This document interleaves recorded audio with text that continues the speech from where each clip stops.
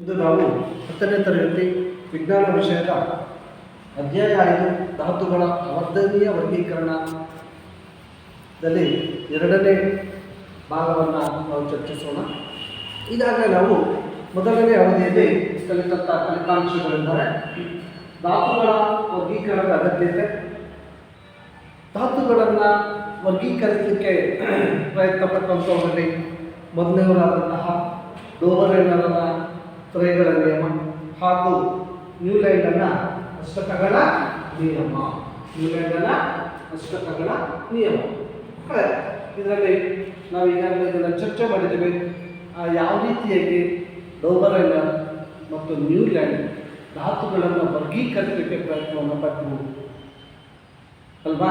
ಅದರಲ್ಲಿ ಆದಂಥ ಲೋಪದೋಷಗಳೇನು ಅನ್ನೋದನ್ನು ನಾವು ಈಗಾಗಲೇ ಹಿಂದಿನ ತರಗತಿಯಲ್ಲಿ ಅದೇ ಮಾಡಿ ಗೃಹ ಕಾರ್ಯಗಳನ್ನು ಕೂಡ ನಾವು ಮಾಡಿದ್ದೇವೆ. ಇಷ್ಟು ಅಲ್ಪ. ಮತ್ತೆ 2ನೇ ಅವಧಿಯಲ್ಲಿ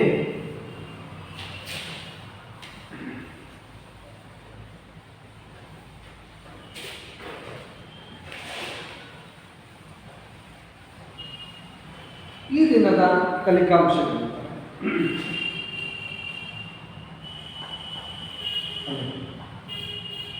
ಮೆಂಡಲೀವನ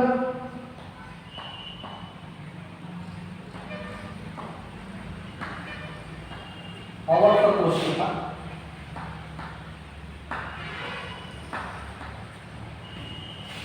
ಅದರ ವ್ಯಾಖ್ಯೆ, ಮೆಂಡಲೀವನ ಆವರ್ತ ಕೋಷ್ಟಕದ ಸಾಧನೆಗಳು, ಆವರ್ತ ಕೋಷ್ಟಕದ ಸಾಧನೆಗಳು ಹಾಗೂ ಮೆಂಡಲೀವನ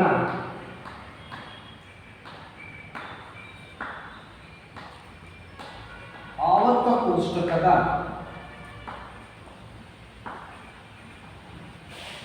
ಇತಿಮಿತಿಗಳು.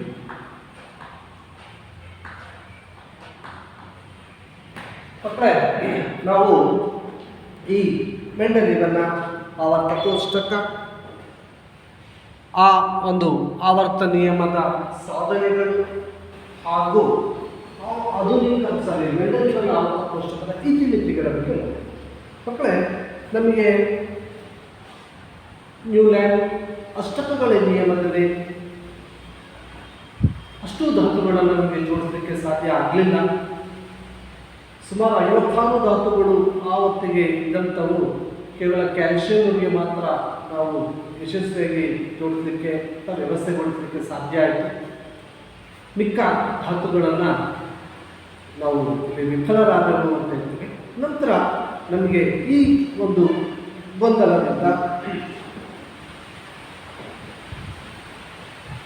ಹೊರಬರಲು ನಮಗೇನಾಯಿತು, ಮತ್ತೊಬ್ಬ ವಿಜ್ಞಾನಿ ಯಾರು ಮೆಂಡಲಿ ಈ ಧಾತುಗಳ ಕ್ರಮಬದ್ಧ ಜೋಡಣೆಗೆ ನಮಗೆ ಒಂದು ನಿಯಮವನ್ನು ಹೇಳ್ತಾರೆ ಅಥವಾ ಅವರು ರೂಪಿಸ್ತಾರೆ. ಇದರೊಂದಿಗೆ ನಮಗೆ ಧಾತುಗಳ ವರ್ಗೀಕರಣದ ಈ ಪ್ರಮುಖ ಗೌರವ ಸಲ್ಲಬೇಕಾದ್ದು ನಾವೇನಾಗಿದ್ದೀವಿ, ನಂತರ ಈ ಧಾತುಗಳ ವರ್ಗೀಕರಣಕ್ಕೆ ನಿಜವಾಗ್ಲೂ ಕೂಡ ಲಿಮಿಟ್ರಿ ಮೆಂಡಲಿ ಅಂತ ಹೇಳ್ತೀವಿ. ಈ ಧಾತುಗಳ ವರ್ಗೀಕರಣದಲ್ಲಿ ಪ್ರಮುಖವಾಗಿ ಗೌರವ ಸಲ್ಲಬೇಕಾದಂತಹ ವ್ಯಕ್ತಿ ಅಂದರೆ ನಾವು ಡಿಮಿಟ್ರಿ ಇವಾನೋವಿಚ್ ಮೆಂಡಲೀವ್ ಅಂತ ಹೇಳ್ತೀವಿ. Dmitry ಇವಾನೋವಿಚ್ Mendeleev. ಈ ಆರಂಭಿಕ ಮೆಂಡಲೀವ್ ಕೊಡುಗೆಯು ಪ್ರಮುಖವಾಗಿದೆ, ಏಕೆಂದರೆ ಧಾತುಗಳನ್ನು ಅವುಗಳ ಪರಮಾಣು ರಾಶಿ, ಮೂಲಭೂತ ಗುಣಗಳು ಮತ್ತು ಒಂದೇ ರೀತಿಯ ರಾಸಾಯನಿಕ ಲಕ್ಷಣಗಳ ಆಧಾರದ ಮೇಲೆ ಧಾತುಗಳನ್ನು ಜೋಡಣೆ ಮಾಡಿದರು. ನೋಡ್ರಿ, ಈ ಇವಾನೋವಿಚ್ ಡಿಮಿಟ್ರಿ ಮೆಂಡಲೀವ್ ರಷ್ಯಾ ದೇಶದ ಪಶ್ಚಿಮ ಸೈಬೀರಿಯಾದ ಟೊಬ್ಯಾಲ್ಸ್ಕೋನಲ್ಲಿ 1834 ಫೆಬ್ರವರಿ 8ರಂದು ಜನಿಸ್ತಾರೆ. ಆರಂಭಿಕ ಶಿಕ್ಷಣದ ನಂತರ ಮೆಂಡಲೀವ್ ಅವರು ತಮ್ಮ ತಾಯಿಯವರ ಪ್ರಯತ್ನಗಳಿಂದ ವಿಶ್ವವಿದ್ಯಾಲಯವನ್ನು ಸೇರಲು ಸಾಧ್ಯವಾಯಿತು. ತಮ್ಮ ಸಂಶೋಧನೆಗಳನ್ನು ತನ್ನ ತಾಯಿಯವರಿಗೆ ಸಮರ್ಪಿಸುತ್ತಾ ಅವರು ಹೀಗೆ ಬರೆಯುತ್ತಾರೆ, ಆಕೆ ಉದಾಹರಣೆಯೊಂದಿಗೆ ನನಗೆ ಮಾರ್ಗದರ್ಶನ ನೀಡಿದ್ದಾರೆ ಹಾಗೂ ಪ್ರೀತಿಯಿಂದ ನನ್ನನ್ನು ತಿದ್ದಿದ್ದಾಳೆ. ಆಕೆ ತನ್ನೆಲ್ಲ ಶಕ್ತಿ ಮತ್ತು ಸಂಪನ್ಮೂಲಗಳನ್ನು ವ್ಯಯಿಸಿ ತನ್ನೊಂದಿಗೆ ಅನೇಕ ಸ್ಥಳಗಳಿಗೆ ಪ್ರಯಾಣಿಸಿದ್ದಾಳೆ. ವಿಜ್ಞಾನದ ಸಹಾಯದಿಂದ ಅಹಿಂಸಾತ್ಮಕವಾಗಿ ಎಲ್ಲ ಮೂಢನಂಬಿಕೆಗಳು, ಅಸತ್ಯ ಮತ್ತು ತಪ್ಪುಗಳನ್ನು ಪ್ರೀತಿಯಿಂದ ಆದರೆ ದೃಢತೆಯಿಂದ ತೆಗೆದುಹಾಕಬೇಕೆಂದು ಆಕೆಗೆ ತಿಳಿದಿತ್ತು. ಮೆಂಡಲೀವ್ ಅವರು ನೀಡಿದ ಧಾತುಗಳ ಜೋಡಣೆಯನ್ನು ಮೆಂಡಲೀವ್ ಅವರ ಆವರ್ತ ಕೋಷ್ಟಕ, ಇವರು ನೀಡಿದಂಥ ಈ ಧಾತುಗಳ ಜೋಡಣೆಯನ್ನು ಮೆಂಡಲೀವರ ಆವರ್ತ ಕೋಷ್ಟಕ ಎಂದು ಕರೆಯಲಾಗಿದೆ. ಈ ಆವರ್ತ ಕೋಷ್ಟಕವು ರಸಾಯನಶಾಸ್ತ್ರದಲ್ಲಿ ಏಕೀಕೃತ ತತ್ವವನ್ನು ಸಾಬೀತುಪಡಿಸಿದ್ದು ಹಲವು ಹೊಸ ಧಾತುಗಳ ಆವಿಷ್ಕಾರಕ್ಕೆ ಇದು ಪ್ರೇರಣೆಯಾಯಿತು. ಮಕ್ಕಳೇ, ನಮಗೆ ಇಂತಹ ಒಂದು ಪ್ರಯತ್ನ ಇದೆ. ಡಿಮಿಟ್ರಿ ಇವ್ಯಾನೋವಿಚ್ ಮೆಂಡಲೀವ್ ಅಂತ ಹೇಳ್ತೀವಿ ನೋಡಿ. ಇದು ನಿಮ್ಮ ಪುಟ ಸಂಖ್ಯೆ 33ರಲ್ಲಿ ಇದೆ, 35ರಲ್ಲಿ ಇವರೇ ಡಿಮಿಟ್ರಿ ನಮಗೆ ಇವಾನೋವಿಚ್ ಮೆಂಡಲೀವ್ ನಮಗೆ ಮೆಂಡಲೀವರ ಆವರ್ತ ಕೋಷ್ಟಕವನ್ನು ಪರಿಚಯಿಸಿರುವಂಥ ಧಾತುಗಳನ್ನು ಜೋಡಿಸಲಿಕ್ಕೆ ಪ್ರಯತ್ನಪಟ್ಟಂಥವರಲ್ಲಿ ಇವರು. ಮೆಂಡಲೀವ್ರವರು ತಮ್ಮ ಕೆಲಸಗಳನ್ನು ಪ್ರಾರಂಭಿಸಿದಾಗ ಇವರ ಒಂದು ಕಾಲದಲ್ಲಿ ಎಷ್ಟು ಧಾತುಗಳಿತ್ತು ಅಂದರೆ 63 ಧಾತುಗಳಿದ್ದವು.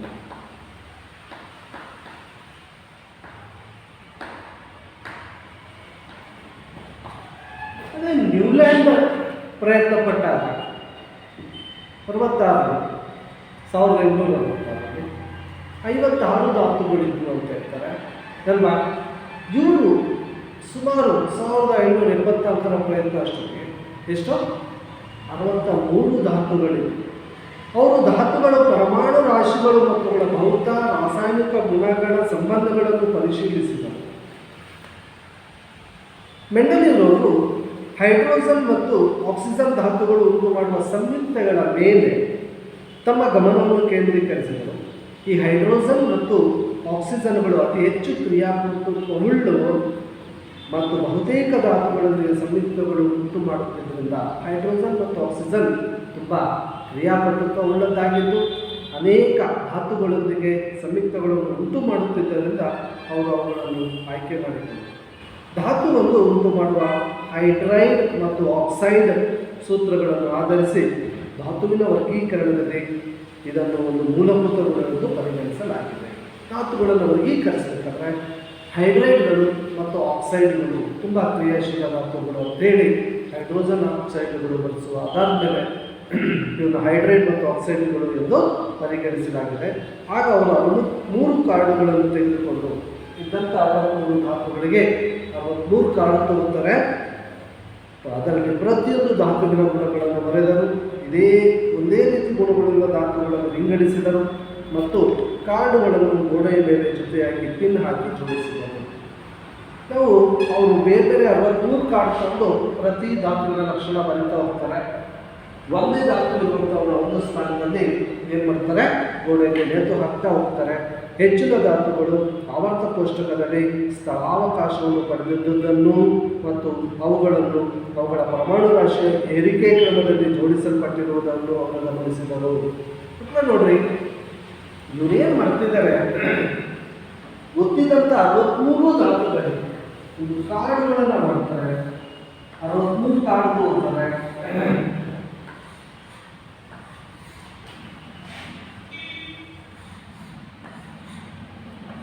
ತಗೊಂಡು ಪ್ರತಿಯೊಂದು ಧಾತುಗಳಿಗೂ ಗೊತ್ತಂತ ಧಾತುಗಳ ಗುಣಲಕ್ಷಣ ಬರೆದು ಹೋಗ್ತಾರೆ.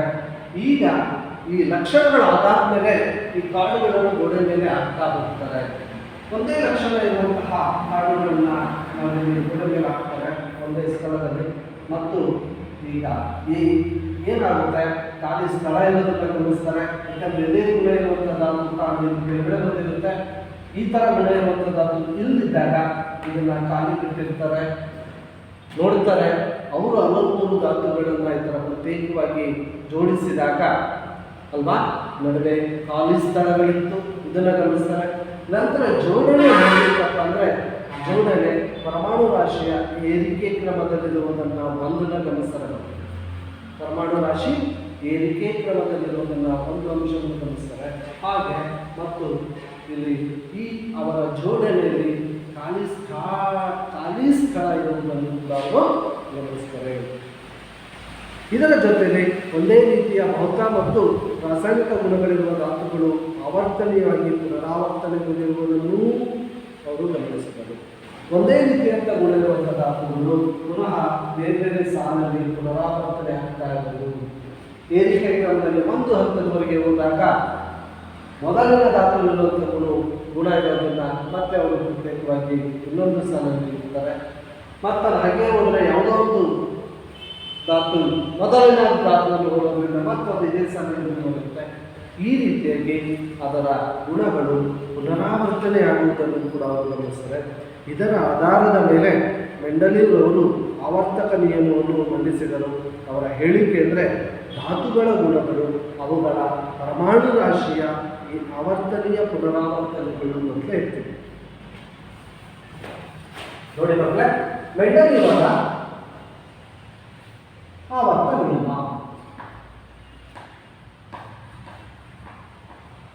ನಿರೂಪಿಸಿ ಅಂತ ಹೇಳ್ತಾರೆ. ಮೆಂಡಲೀವ್ ಅವರ ಆವರ್ತ ನಿಯಮವನ್ನು ನಿರೂಪಿಸಿ ಏನು ಬರಬೇಕು ನೀವು?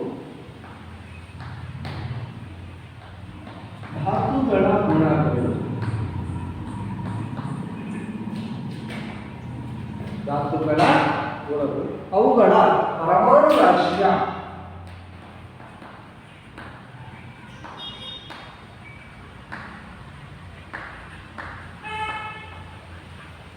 ಇದು ಇಂಪಾರ್ಟೆಂಟ್. ಆವರ್ತನೀಯ ಪುನರಾವರ್ತನೆಗಳು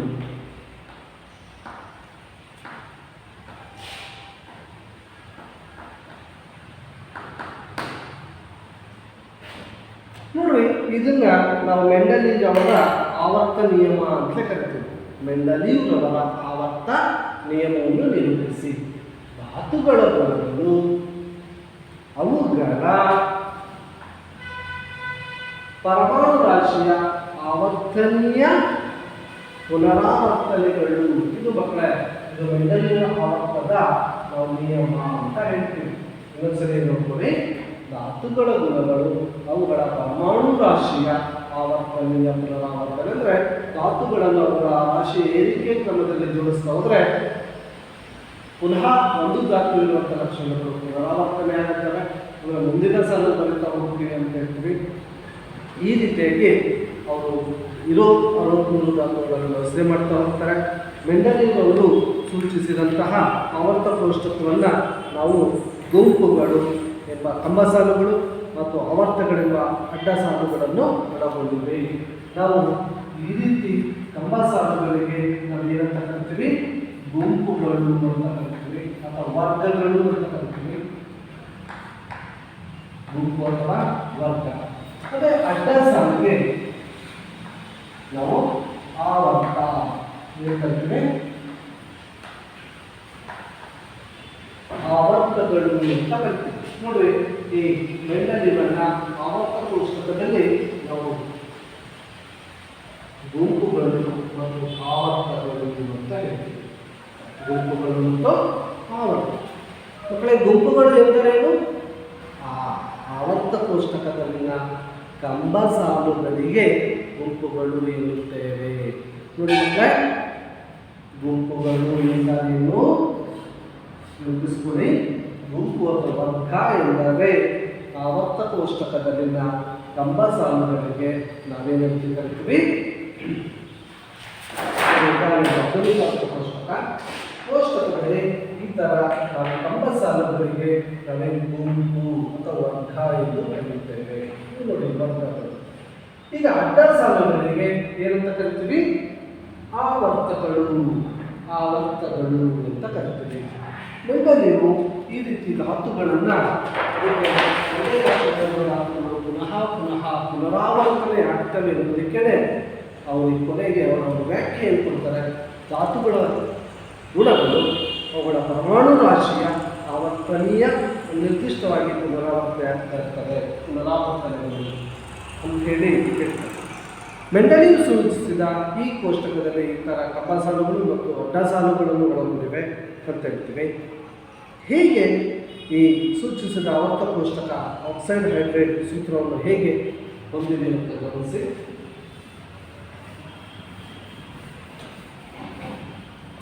ಮಕ್ಕಳೇ, ನಿಮಗೆ ಪಠ್ಯಪುಸ್ತಕದಲ್ಲಿ 34ನೇ ಪುಟ ಕೋಷ್ಟಕ 3.5.4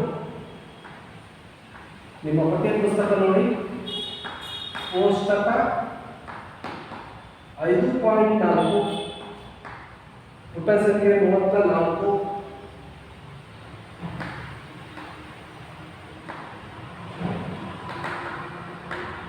ಗಮನಿಸಿ. ಪಠ್ಯಪುಸ್ತಕದಲ್ಲಿ ನಮಗೆ ಆಕ್ಸೈಡ್ ಮತ್ತು ಹೈಡ್ರೈಡ್ ಅಂತ ಇದೆ. ಆಕ್ಸೈಡ್ ಮತ್ತು ಹೈಡ್ರೈಡ್, ಆಕ್ಸೈಡ್ ಜೊತೆ ಸಾಮಾನ್ಯ ಸೂತ್ರ ಮತ್ತು ಹೈಡ್ರೈಡ್.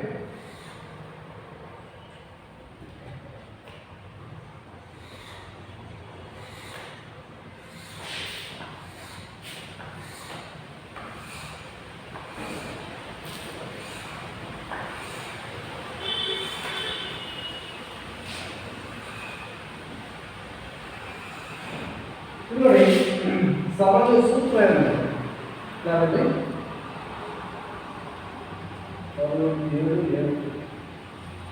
ಎಷ್ಟು ಗ್ರೂಪ್ಗಳಾಗಿ ಹೇಳ್ತಾರೆ. ಮೆಂಡಲಿಯವರ ಆವರ್ತನದಷ್ಟು ಗ್ರೂಪ್ಗಳನ್ನ 1 2 3 4 5 6 7 8 ಒಟ್ಟಾರೆ 8 ಗುಂಪುಗಳು ಯಾವುದಲ್ಲಿ ಮೆಂಡಲಿಯವರ ಆವರ್ತಕ ಕೋಷ್ಟಕದಲ್ಲಿವೆ ಮತ್ತು 6 ಆವರ್ತಕಗಳಿವೆ. ಎಷ್ಟು ಆವರ್ತಕಗಳು? 6 ಆವರ್ತಕಗಳು. ಇಲ್ಲಿ ನೋಡಿ, ಸೂತ್ರ ಏನು ಹೇಳ್ತಿದ್ದೀನಿ? R2O R2O3 R02 next R2O5 R03 R2O7 R04.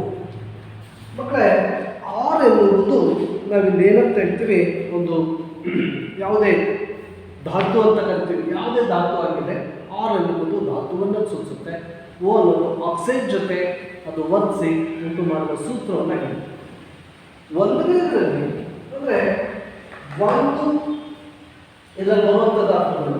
R ಅನ್ನೋ ಒಂದು ಯಾವುದೇ ಧಾತು, ಆ ಧಾತು ಎಷ್ಟು ವೇಲೆನ್ಸಿ 1 ಇದ್ದರೆ ಆಕ್ಸಿಜನ್ 2 ಇರುತ್ತೆ. ಆ ಸೂತ್ರ ಬರಬೇಕಾದ್ರೆ ಹೇಳ್ತೀವಿ R2O. ಕರೆಕ್ಟ್ ಆಗುತ್ತೆ. ಇಲ್ಲಿ R 2 ಇರುತ್ತೆ, ಓದು 2 ಇದೆ. ನಾವು ಓದೇ ಗುಣಾಕಾರ ಮಾಡಿ ಸೂತ್ರ ಬರೆಯೋದು R2O2. ನಾವು R2O2 2 ತೆಗೆದ್ರೆ ಏನಿರುತ್ತೆ RO. ಹೌದಲ್ವಾ? ಅದೇ ರೀತಿ ಇಲ್ಲಿ ನೋಡಿ, ಆರ್ದು 3 ಆಯಿತು, ಇಲ್ಲಿ ಆರ್ದು 2 ಇತ್ತು, ಇಲ್ಲಿ ಆರ್ದು 1 ಇತ್ತು, ಓದು ಮಾತ್ರ 2 ಇದೆ, ಓದು 2 ಇದೆ, ಓದು 2 ಇದೆ, ಇಲ್ಲಿ ಆರ್ದು 4 2 5 2 6 2 7 2 8 2. ಇದೆಲ್ಲ ನೀವು ಕ್ರಾಸ್ ಮಾಡಿ ಸೂತ್ರ ಬರೀಬೇಕಾದ್ರೆ ಏನು ಬರೀತೀರಾ?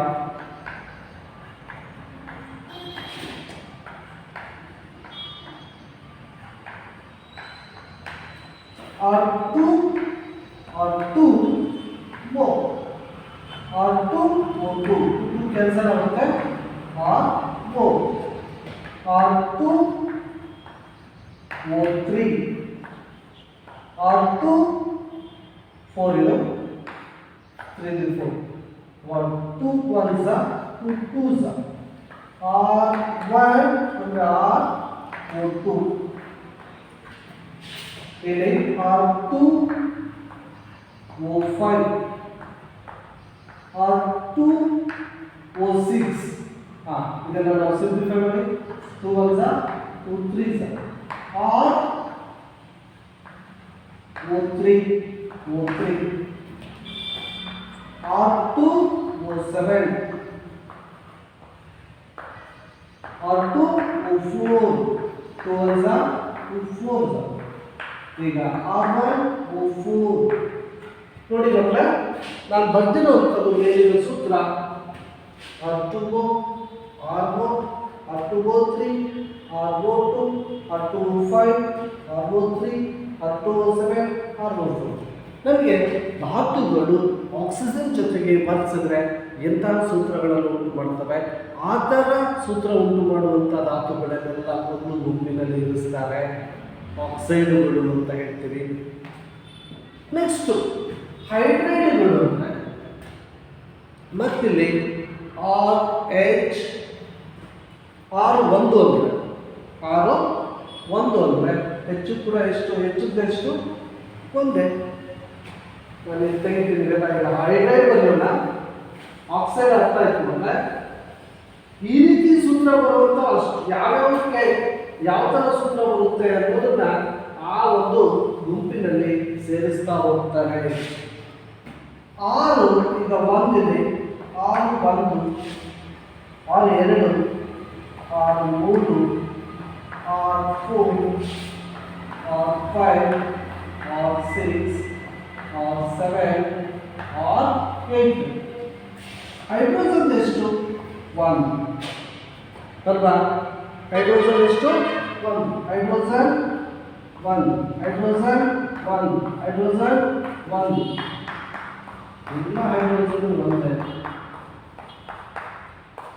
ನೀವು ಈ ಸೂತ್ರವನ್ನು R1 H1 ಅಂದರೆ RH R1 H2 RH2 R1 H3 RH3 RH4 RH5 ಹೌದಾ H4 H2 ಓಕೆ ಈ ಥರ ಏನು ಮಾಡ್ತಾರೆ ಬರ್ತಾ ಹೋಗ್ತಾರೆ ಮಕ್ಕಳೇ. ಇದು ಏನಂದ್ರೆ ಹೈಡ್ರೋಜನ್ ಜೊತೆಗೆ ವರ್ತಿಸುವಂಥ ಧಾತುಗಳು. ಆ ರೀತಿ ಸೂತ್ರಗಳನ್ನು ಅವರು ಏನು ಮಾಡ್ತಾರೆ ಒಂದು ಗುಂಪುಗಳಲ್ಲಿ ಇರ್ತಾ ಹೋಗ್ತಾರೆ. ಈ ಥರ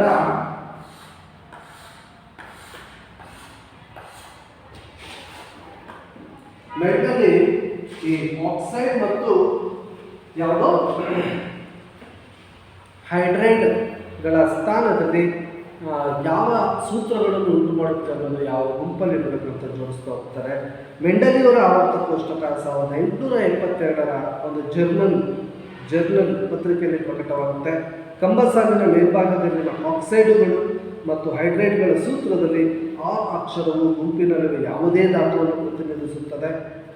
ಸೂತ್ರವನ್ನು ಬರೆದಿರುವ ವಿಧಾನವನ್ನು ಗಮನಿಸಿ. ಉದಾಹರಣೆಗೆ ಕಾರ್ಬನ್ ಹೈಡ್ರೈಡ್ ಅಂದರೆ CH4 ಅಂತ ಹೇಳ್ತೀವಿ, ಅದನ್ನು RH4 R ಅಂದರೆ ಇಲ್ಲಿ ಕಾರ್ಬನ್ ಎಂದು ಬರೆಯಲಾಗಿದೆ. ಮತ್ತು ಕಾರ್ಬನ್ ಡೈಆಕ್ಸೈಡ್ ಅಂದರೆ CO2 ಅದನ್ನು C ಅನ್ನೋ ಪ್ಲೇಸಲ್ಲಿ R2. ಈಗ ಕಾರ್ಬನ್ ಹೈಡ್ರೈಡ್ ಅಂದರೆ ಕಾರ್ಬನ್ ಅಂದರೆ ಧಾತುವಿಗೆ ನಾವು R ಅಂತ ಹೇಳ್ತೀವಿ. ಕಾರ್ಬನ್ ಡೈಆಕ್ಸೈಡ್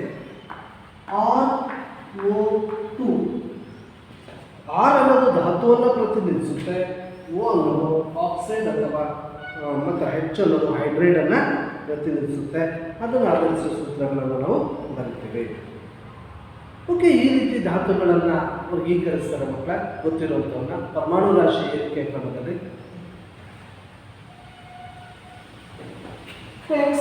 ಮೆಂಡಲಿಯವರ ಆವರ್ತ ಕೋಷ್ಟಕದ ಸಾಧನೆಗಳು.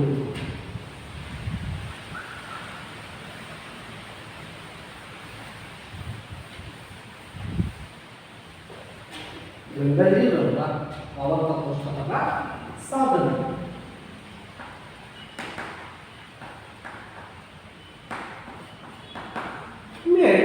ಮೆಂಡಲಿ ನಾವು ಯಾಕೆ ಈಗಾಗಲೇ ನಾವು ಈ ಮೆಂಡಲಿಯವರವರಿಗೆ ತುಂಬ ಪ್ರಾಶಸ್ತ್ಯವನ್ನು ಕೊಡಬೇಕು ಅಂತ ಹೇಳ್ತೀವಿ. ಆವರ್ತ ಕೋಷ್ಟಕವನ್ನು ರಚಿಸಬೇಕಾದ್ರೆ ಮೆಂಡಲಿಯವರು ಕೆಲವು ಸಂದರ್ಭಗಳಲ್ಲಿ ಸ್ವಲ್ಪ ಹೆಚ್ಚಿನ ಪರಮಾಣು ರಾಶಿ ಹೊಂದಿರುವಂಥ ಧಾತುವನ್ನು ಸ್ವಲ್ಪ ಕಡಿಮೆ ಪರಮಾಣು ರಾಶಿ ಹೊಂದಿರುವ ಧಾತುವಿಗಿಂತ ಮೊದಲೇ ಇರಿಸಬೇಕಾಯಿತು. ಈ ರೀತಿಯ ಗುಣಗಳುಳ್ಳ ಧಾತುಗಳನ್ನು ಒಟ್ಟಿಗೆ ಗುಂಪುಗೂಡಿಸುವುದಕ್ಕಾಗಿ ಅನುಕ್ರಮ ಜೋಡಣೆಯನ್ನು ಬದಲಾಯಿಸಲಾಯಿತು. ಉದಾಹರಣೆಗೆ ಕೋಬಾಲ್ಟ್ ಪರಮಾಣು ರಾಶಿ 58.9, ಕೋಬಾಲ್ಟು ಅದರ ಪರಮಾಣು ರಾಶಿ 58.9, ಹಾಗೆ ನಿಕ್ಕಲ್ನ ಪರಮಾಣು ರಾಶಿ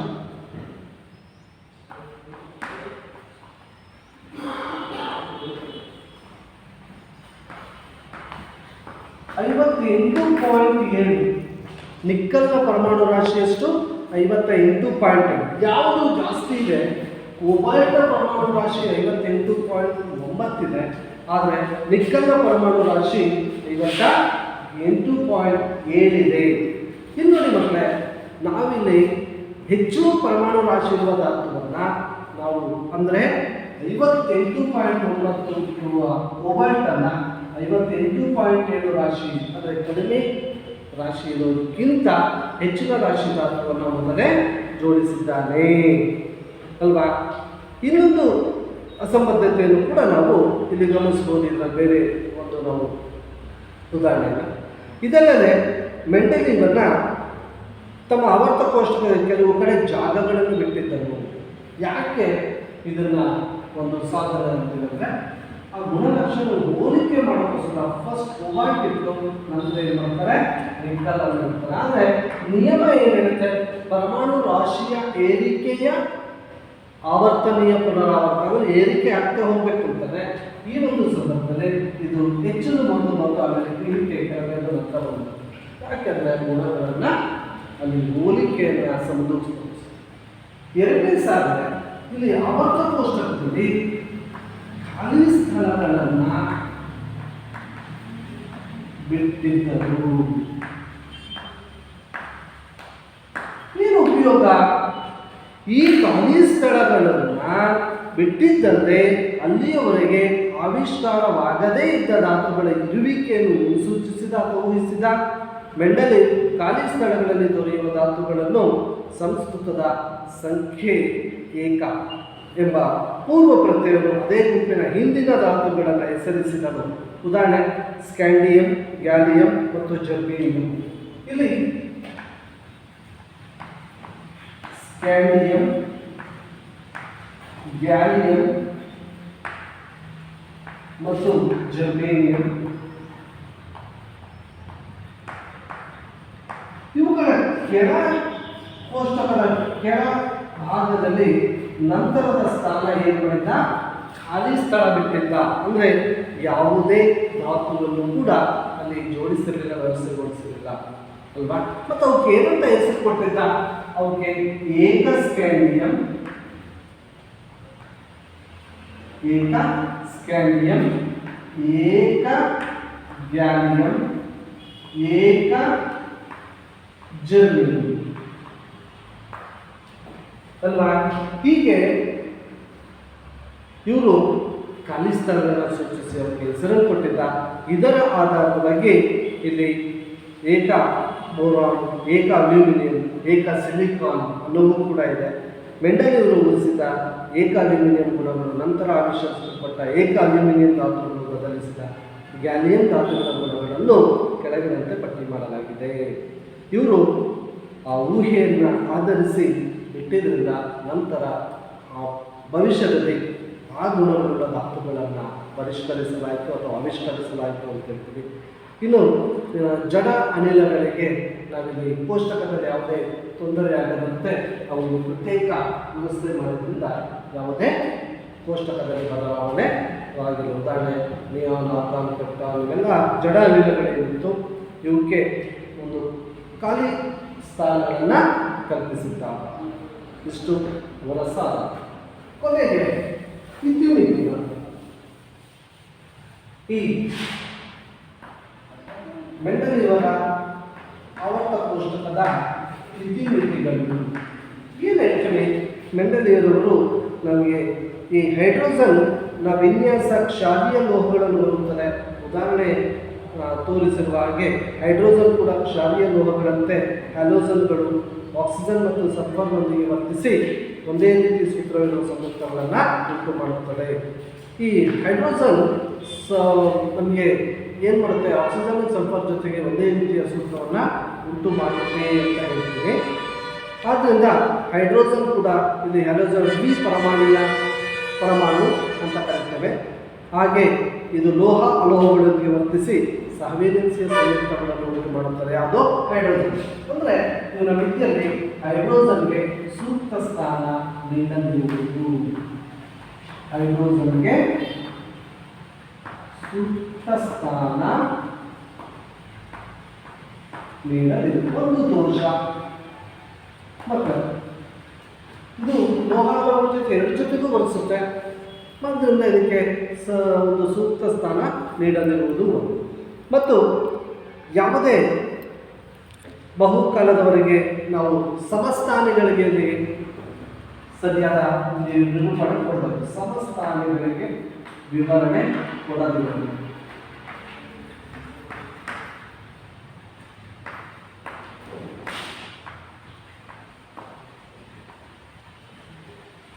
ಸಮಸ್ಥಾನಿಗಳ ಸ್ಥಾನಗಳ ಬಗ್ಗೆ ಇವರು ಸರಿಯಾದ ವಿವರಣೆ ಅಥವಾ ಸೂಕ್ತ ಸ್ಥಾನಗಳನ್ನು ಕೊಡದೇ ಇರುವಂಥದ್ದು ಕೂಡ ಇವರ ಒಂದು ಇತಿಮಿತಿ ಅಂತ ಕರಿತೀವಿ. ಆದ್ದರಿಂದ ಇವರು ಈ ಒಂದು ದೋಷಗಳಿಂದಾಗಿ ಮೆಂಡಲ್ ಇವರ ಆವರ್ತ ಕೋಷ್ಟಕ ಬಹುಮಟ್ಟಿಗೆ ಯಶಸ್ವಿಯಾದರೂ ಕೂಡ ಒಂದಷ್ಟು ಇತಿಮಿತಿಗಳಲ್ಲಿ ನಮಗೆ ಪರಿಪೂರ್ಣ ಆಗಲಿಲ್ಲ ಮಕ್ಕಳೇ.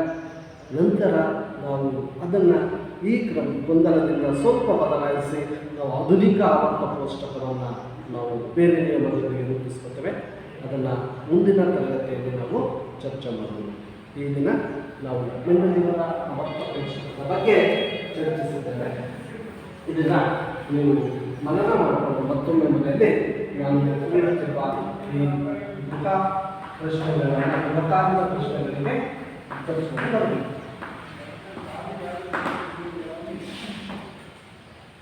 ಮೆಂಡಲ್ ಇವರ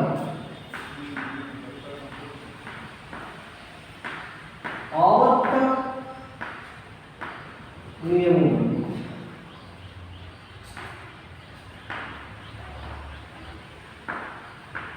ನಿರೂಪಿಸಿ. ಮೆಂಡಲ್ ಇವರ ಆವರ್ತ ನಿಯಮವನ್ನು ನಿರೂಪಿಸಿ ಅಂತ ಹೇಳ್ತೀವಿ. ನೆಕ್ಸ್ಟ್ ಮೆಂಡಲ್ ಇವರ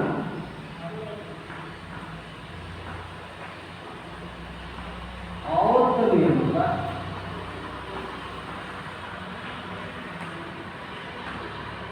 ಸಾಧನೆಗಳೇನು?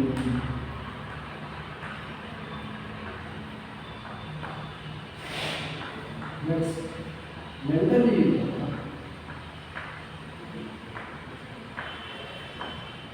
ಆವರ್ತ ನಿಯಮದ ದೋಷಗಳು.